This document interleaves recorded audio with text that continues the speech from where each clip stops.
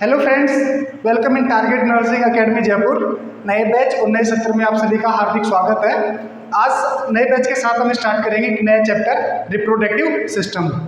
Reproductive system में reproduction का मतलब होता है प्रोडक्शन ऑफ न्यू स्प्रिंग, यानी कि नए बच्चे का फॉर्मेशन करना क्या कहलाता है, रिप्रोडक्शन। तो रिप्रोडक्शन क्या होता है, दो टाइप का होता है, सेक्सुअल रिप्रोडक्शन, एसेक्सुअल रिप्रोडक्शन। तो हमारा ह्यूमन रिप्रोडक्शन जो होता है वो किस टाइप का होता है, सेक्सुअल रिप्रोडक्शन, यानी कि जिसमें मेल गैमेट्स और फीमेल गैमेट्स की जरूरत होती है।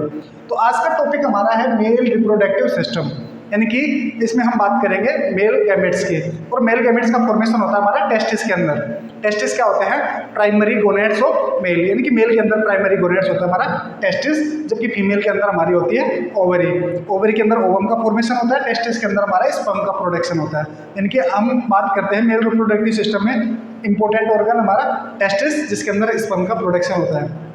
ये जो टेस्टिस होता है हमारा, वो एक पाउच लाइक स्ट्रक्चर में कवर होता है, जिसको हम बोलते हैं स्क्रोटम। तो फर्स्ट वन हमारा टॉपिक है स्क्रोटम, कि स्क्रोटम क्या होता है और इसके अंदर टेस्टिस क्यों होते हैं। तो बात करते हैं स्क्रोटम। तो स्क्रोटम क्या है कि सपोर्टिंग स्ट्रक्चर ऑफ टेस्टिस। तो ये क्या है, सपोर्टिंग स्ट्रक्चर है किसकी, टेस्टिस की।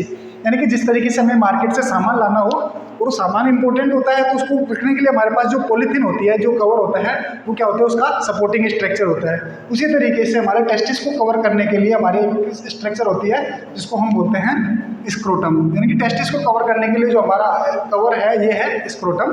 और कैसा होता है ये सपोर्टिंग स्ट्रक्चर ऑफ टेस्टिस, यानी कि टेस्टिस और टेस्टिस एक वर्ड होता है टेस्टिस। अगर हमें एक टेस्टिस को शो करना है तो उसके लिए लिखते हैं टेस्टिस, जिसमें आई लगा होता है। अगर वो दोनों टेस्टिस के लिए अगर हो तो टेस्टिस है ना, याद रखना इसको, माइंडेड। तो हमारी सपोर्टिंग स्ट्रक्चर होती है स्क्रोटम किसकी, टेस्टिस के। लुक्स लाइक सिंगल पाउच, यानी कि कैसा दिखता है, एक सिंगल पाउच के जैसा।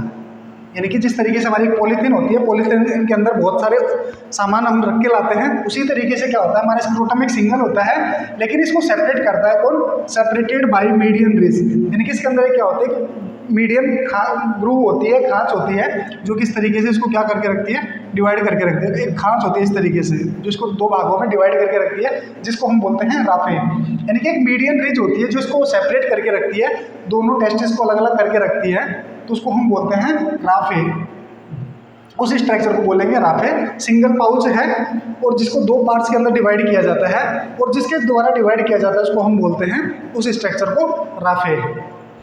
इसके अंदर क्या होता है, मसल्स होती है, डिफरेंट टाइप्स की मसल्स होती हैं। एक क्रीमेस्टर मसल होती है, एक डाल्टोस मसल होती है। इनकी स्पेशलिटी क्या है कि डाल्टोस मसल प्रेजेंट इन सेप्टम, यानी कि हम बात करते हैं सेप्टम बोलते हैं वॉल को, यानी कि एक दीवार जो होती है, जो हमारी स्क्रोटम की दीवार है, इसको हम बोलते हैं सेप्टम।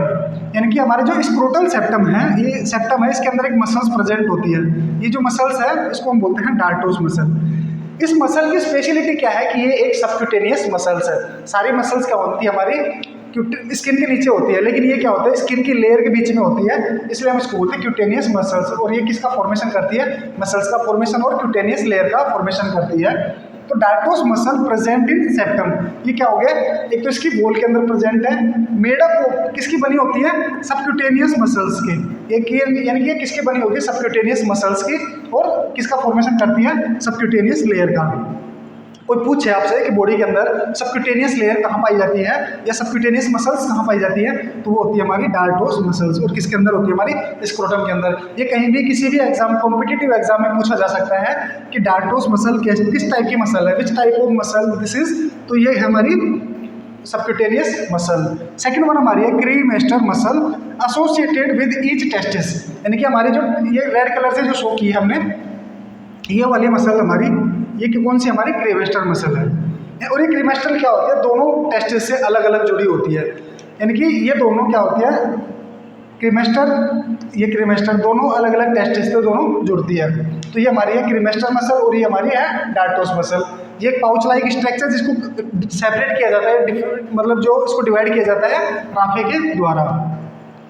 अब आता है कि हमें स्क्रोटम की जरूरत क्यों है, कि टेस्टिस हमारे जो है स्क्रोटम के अंदर क्यों है। हम बोले कि टेस्टिस स्क्रोटम के अंदर आते ही क्यों हैं, हमें इसकी ज़रूरत क्यों है। तो याद रखना, हमारी बॉडी का टेम्परेचर होता है 37 डिग्री सेल्सियस, ये तो होता है सरफेस टेम्परेचर, और बॉडी का कोर टेम्परेचर जो होता है वो होता है 38 डिग्री सेल्सियस।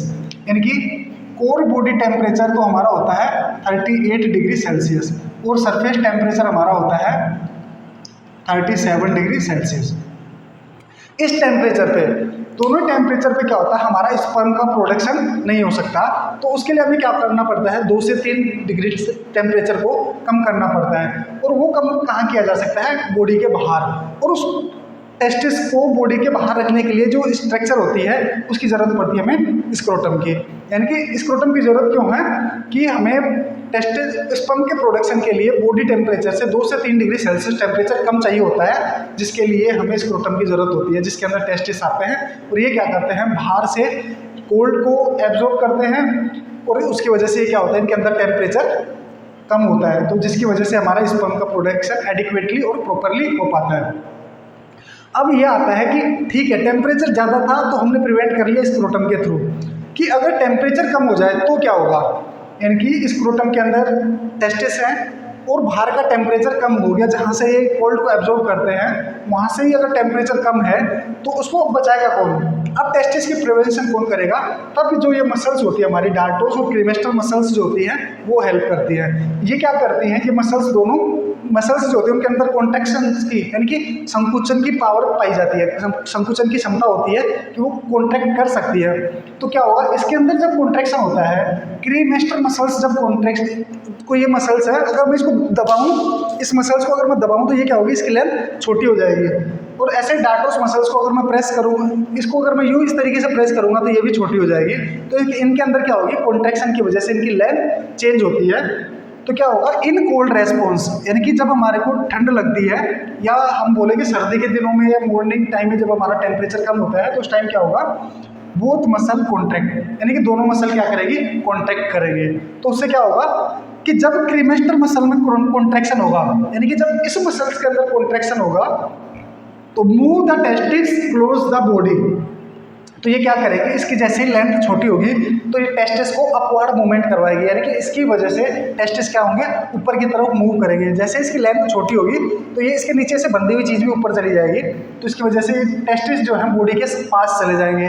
और जब ये बॉडी के पास चले जाएंगे तो ये वहाँ से क्या करेंगे, हीट को एब्जॉर्ब करेंगे और टेम्परेचर को मेंटेन करने की कोशिश करेंगे।